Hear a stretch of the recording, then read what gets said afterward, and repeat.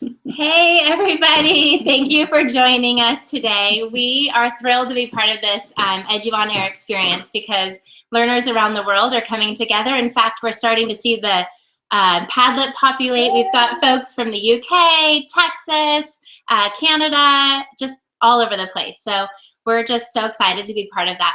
I'm Sarah Landis, and with me today is Lisa Heifel and Kelly Hilton. Hello. We are three teacher coaches who are just super passionate about teaching with technology, building blended learning classrooms, and we just basically created HyperDocs together with our curious students in mind and wanted to really maximize the technology that was being sent our direction. So we get an opportunity to share that with you today. We couldn't be any more excited. So before we get started, we just want to make sure you're logged in so that you can participate in the Q&A. I see someone's already put a question out there to see if anyone has an evergreen HyperDoc because it's holiday season. So go ahead and add your thoughts and questions down below and we'll do our best to respond. And as we get started here, I'm going to have Kelly introduce to you what HyperDocs are. Thank you, Sarah. We're super excited to be here, and we're going to start by taking a look at our shared slides that we've created for you. And when you take a look at these slides, we're going to talk about what exactly are these HyperDocs and where they came from. So we coined the term HyperDocs, and it really came from designing digital lessons ourselves. And HyperDocs are the way that we define digital lessons in a couple of ways. The first way is using Google Apps for Education and the G Suite. We package digital lessons using, package everything from start to finish for students using thoughtful pedagogy. So we're going to talk a lot about pedagogy today when we share examples with you about why and how we put everything together and how that affects the learning that happens with our students. And that's one way that HyperDocs are something more than just a Google document with links on it. The second thing we're going to be talking a lot about today is how you can take a look at HyperDocs because they're visually engaging and they're self-guided lessons to inspire curious learners. And so sometimes they're self-guided and sometimes there's a blended component to it, but that's all part of putting the digital lesson together. And the third thing to consider when we're talking about HyperDocs today is how HyperDocs are a solution to multiple problems in today's classrooms. Educators are so incredibly busy and taking on different standards and student needs, and HyperDocs really have the potential to meet individual needs of your students and the classroom. As you take a look at HyperDocs today, we want to address what we're trying to accomplish as well. HyperDocs plus the 4 C's.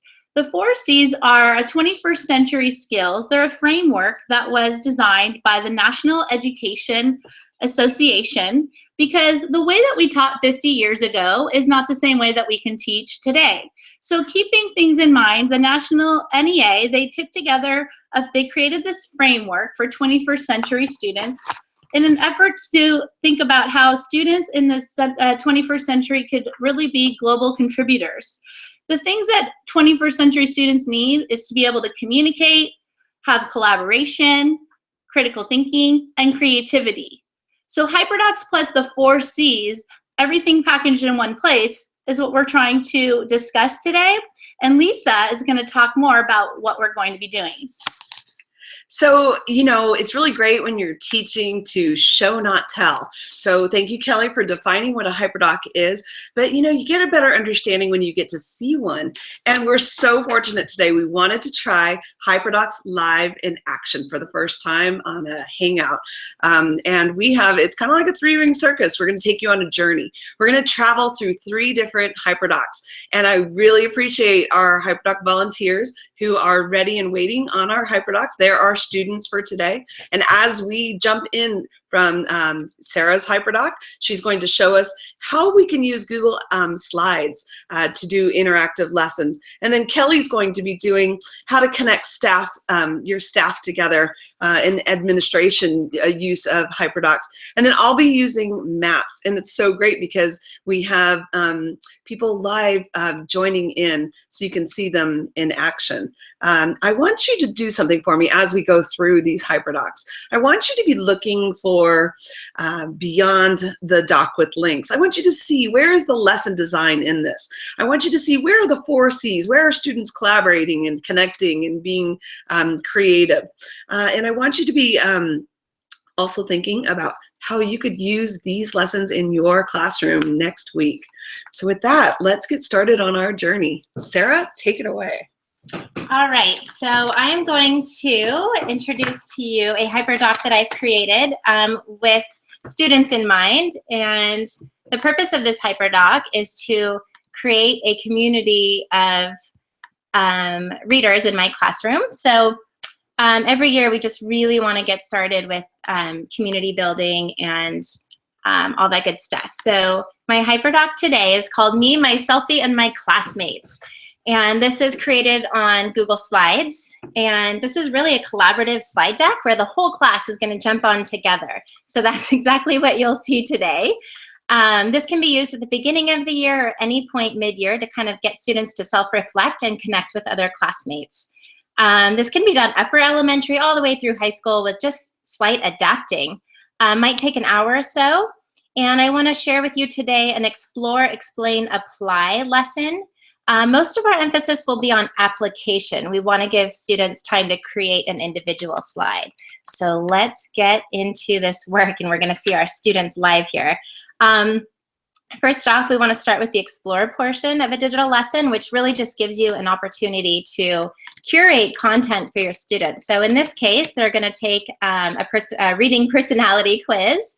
So they'll read through these questions, and then this is through Oprah.com. It will shoot them basically a reader personality type kind of profile. So that's kind of fun.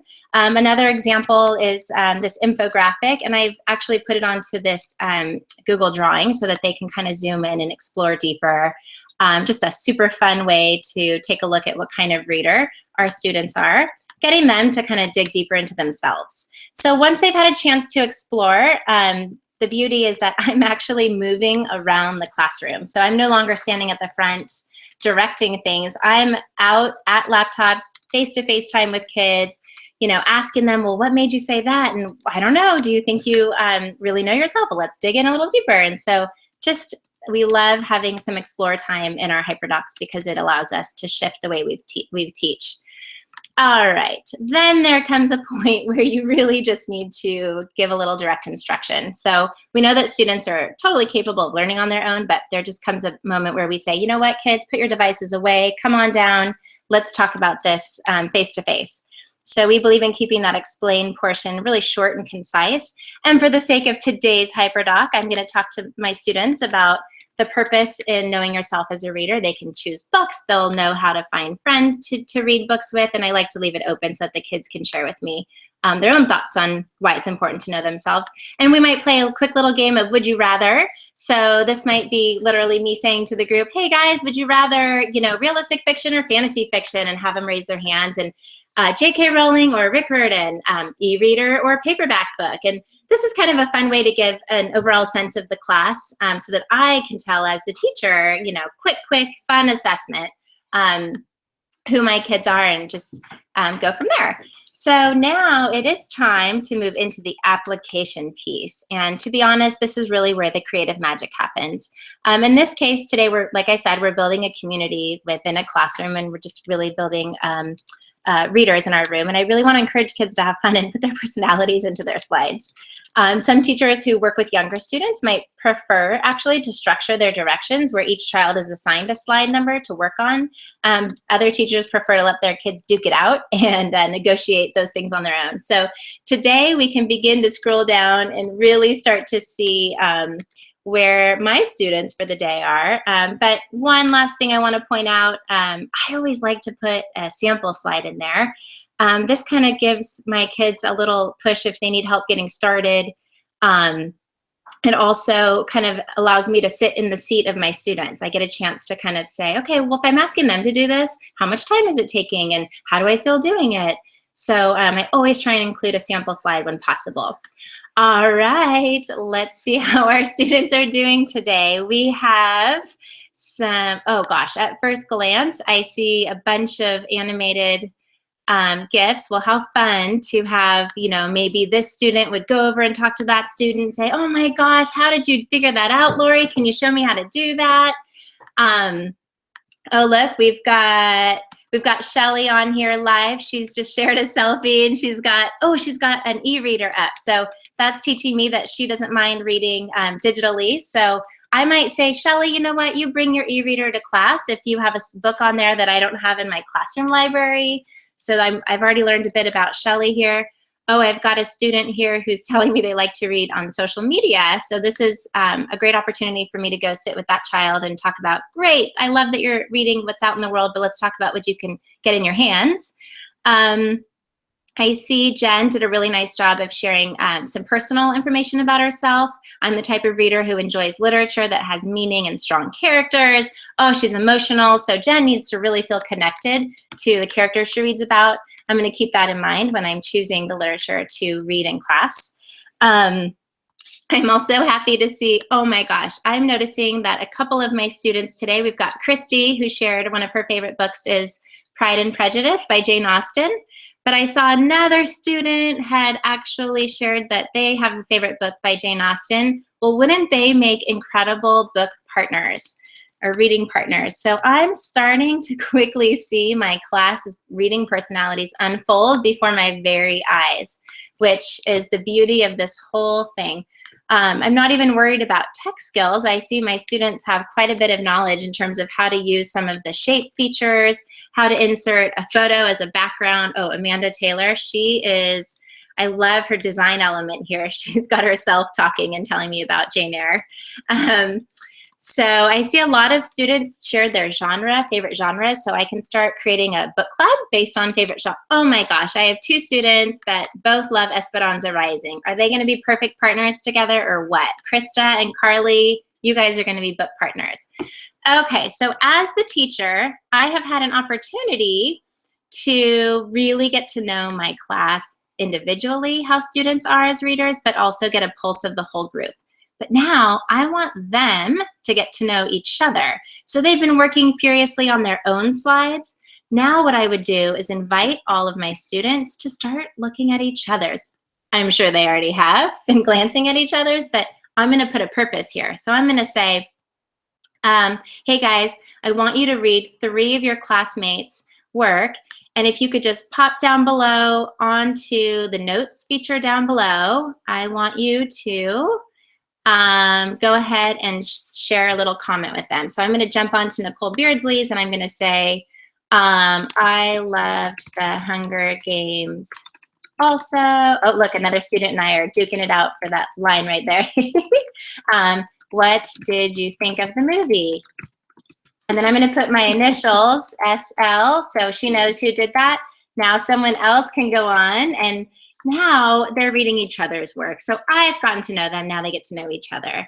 You guys, oh, Lynn's down there. She's also going to comment on the Hunger Games. So Nicole, my student Nicole, is going to have feedback from her classmates. All right. This is incredible. So hopefully you get a chance to see how this HyperDoc would truly build community in your classroom, like so quickly. Oh my gosh, these students are live. You guys, this is amazing. Okay, I'm gonna pass off to Kelly and she's gonna share another HyperDoc with you and we're gonna be watching our students live. Oh my gosh, look at all of those people on the doc. I love, love, love seeing that. And that's one of the most exciting.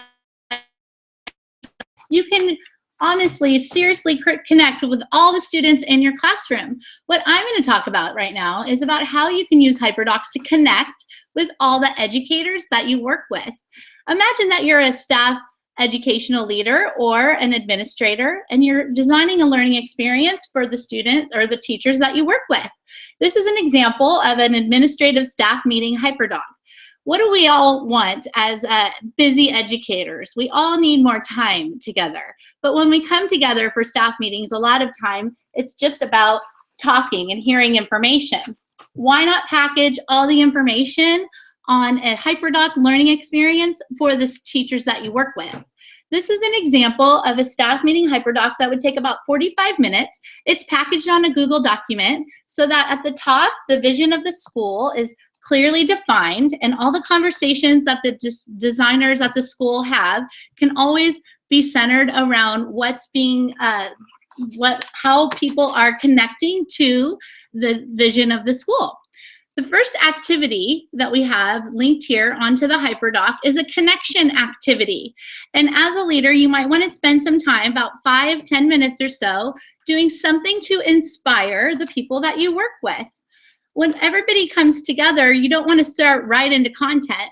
Think of something to uplift the educators and honor all the work that they're doing. In this example, the HyperDoc for a staff meeting, there's a video linked up to a TED Talk. The TED Talk is going to highlight a concept that the school and the teachers are going to be talking about for that day. The TED Talk is about windows and mirrors and how you can use literature in order to help discuss that concept with your students. After watching the video together and discussing it, the staff can then think about the content and what they need to discuss as a group.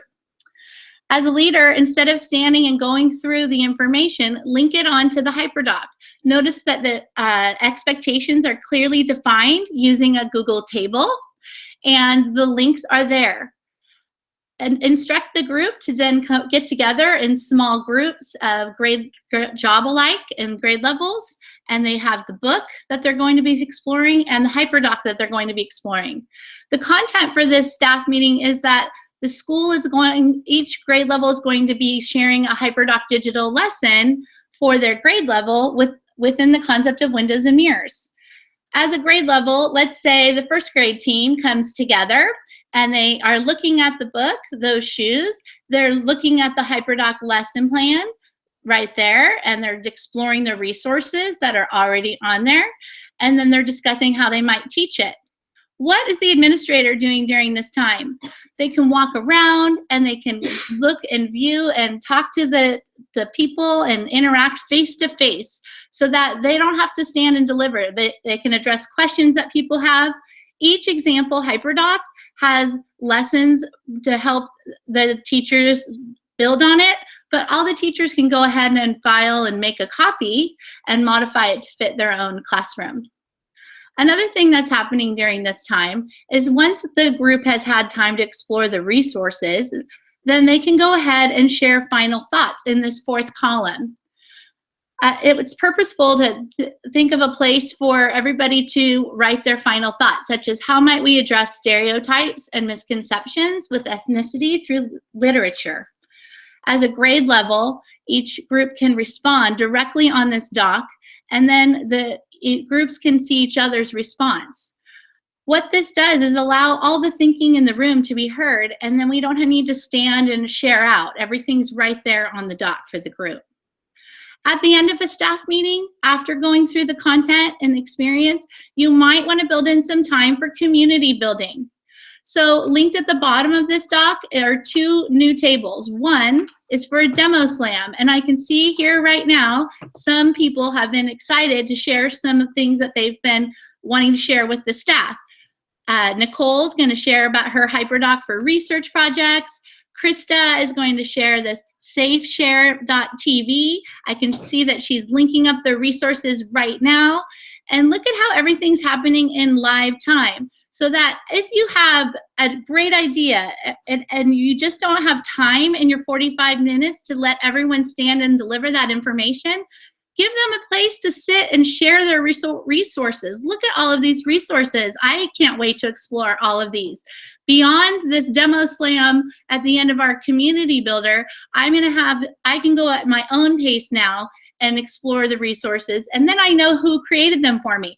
Like I might go straight to Lori and ask her about coding in ELA. Lori, we work with each other. I didn't know you were doing that in your classroom. That is really going to help me with my classroom as well. So maybe you can help me out with that. So this table at the end is a really great place to connect your educators, and you can build on it every time you come together as a staff. On the right-hand side of this table are appreciations. And this is something that I think all of us need to do for each other, and it's also part of the HyperDoc community. We really try to honor all the hard work that everybody does, but why not, as an educational leader, give your staff a space to publicly acknowledge the things that they're doing for each other. I see a shout out to Hannah Andrews, my CLU student teacher who wrote the poem, to Corbett Harrison for the poem idea. I see a shout out to Christy Kimball, super application of VoiceThread. We all need more examples of how to embed VoiceThread within the full instructional flow. Lisa Heifeld, thanks for answering my millions of questions and for you always your positive feedback.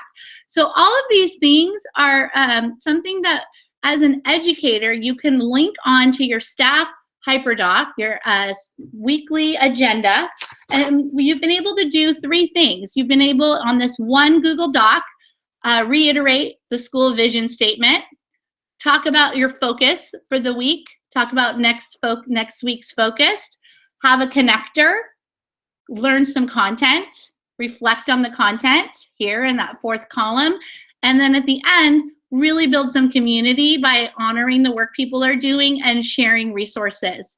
In one place, all your staff will be connected on one Google Doc.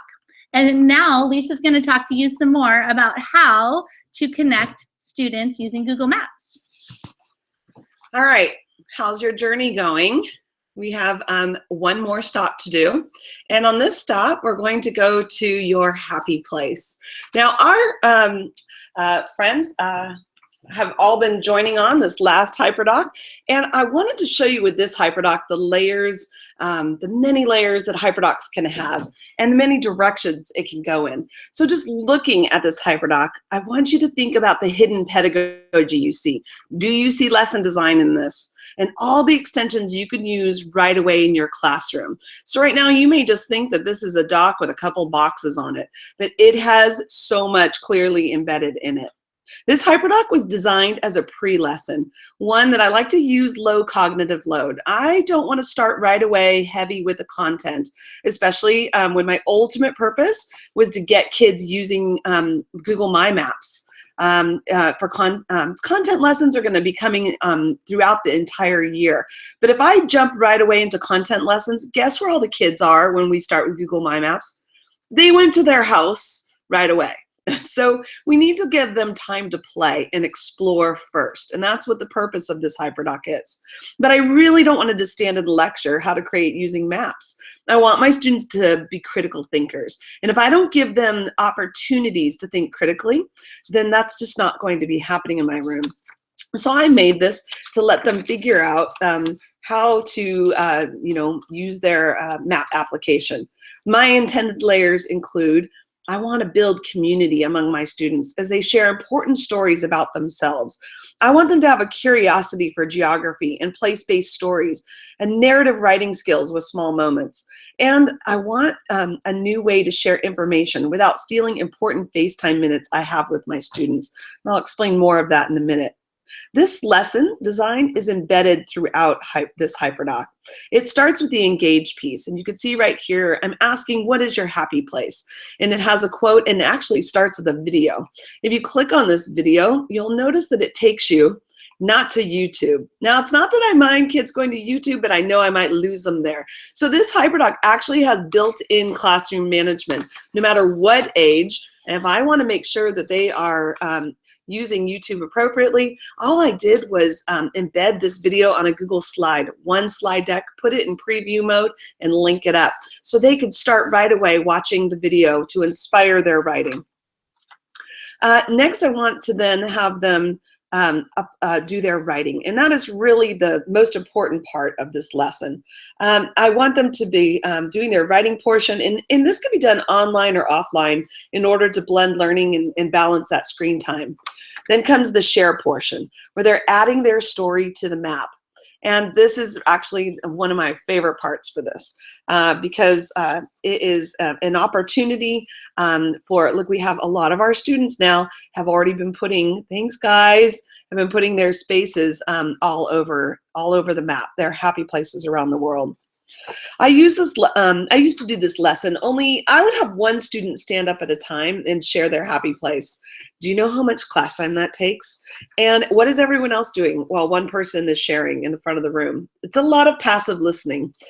And a perfect part of my lesson plan is making sure that when I use technology, it's really a benefit with technology. Using Google My Maps, I can do something now that was not possible before. And to me, that is the way that I want technology integrated into the classroom.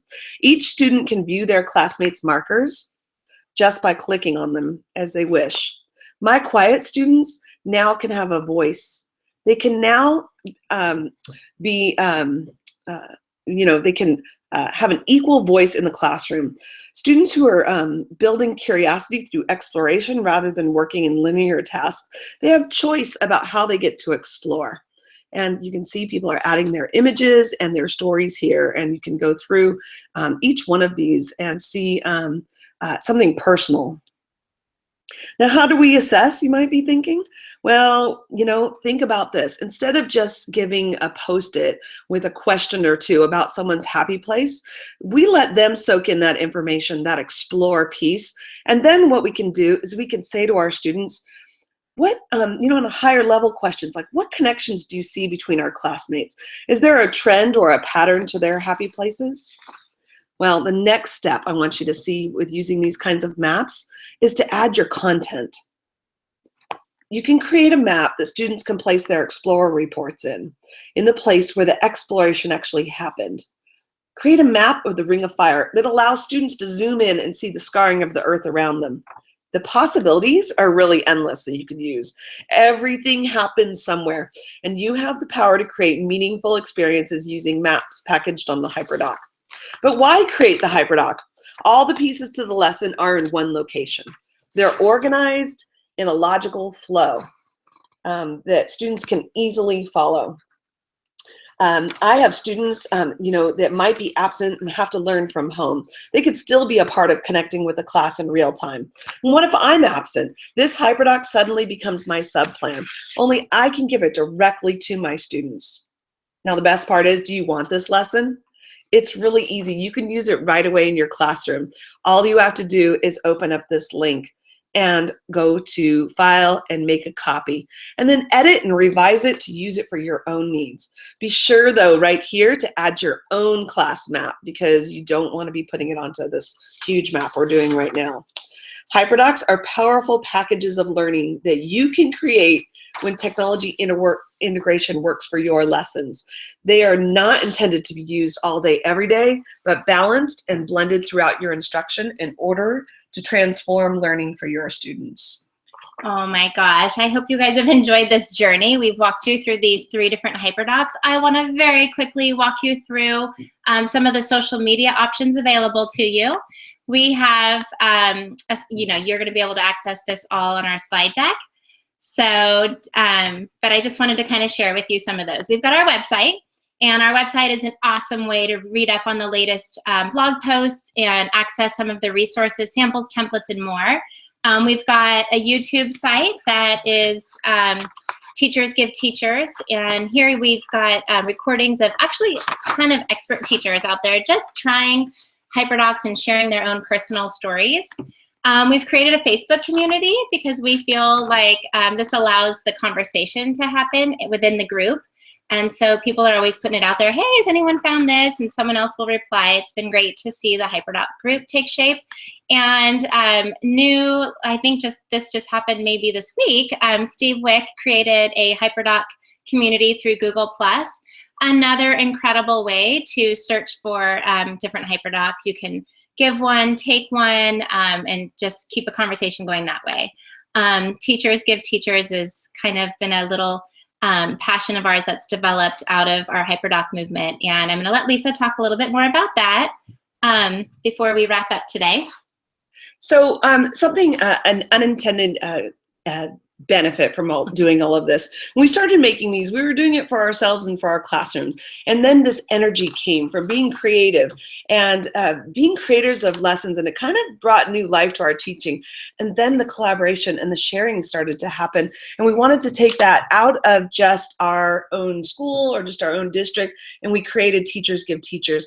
And it has grown enormously. We have over 6,000 people who are connecting and collaborating and sharing there. We really encourage you to come and talk, and not to worry, because, you know, share your work. We know you're in progress. Not every HyperDoc is going to be perfect when you're starting out, but it's really an amazing place to meet and be accepted by like-minded teachers, creating great lessons for kids. Such a great place. You guys will love joining us there. You might also, if you want more information about HyperDocs, you might consider getting your own copy of the HyperDoc Handbook. You can purchase this on Amazon, and it's linked below or onto our session resources. And also, we're offering an online class. It's called the HyperDoc Bootcamp. It's a 4-week online course where the 3 of us lead the course. We meet with you every week, and we just talk digital lesson design and share ideas. It's a global classroom. We absolutely love connecting with people around the world. As we wrap it up here, we've really enjoyed chatting with you, but we hope that if you have more questions, please reach out to us. You know, this whole movement started with the 3 of us, just teachers who love teaching with technology and making meaningful experiences for students. And we just want to invite you to join us, because this HyperDoc community is all about doing what's best for kids. And we really, from Pleasanton, California, in the United States of America, we ask you to join us. This is Kelly Hilton, Sarah Landis, Lisa Hudfield, and we hope to see you online. Please join us. Woohoo!